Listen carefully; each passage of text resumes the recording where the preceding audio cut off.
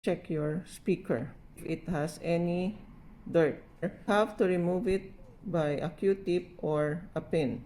Try to play a video or music in your phone to see if sound has returned. If the sound is not back, you have to look for the settings. Then, from the settings, look for apps and notifications. And here, you have to open the app again.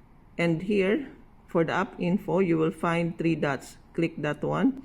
And then press this Reset App Preferences. Your phone will reset, and after resetting, just turn it off. After some time, put it back on. Then check a video or music to see if it works.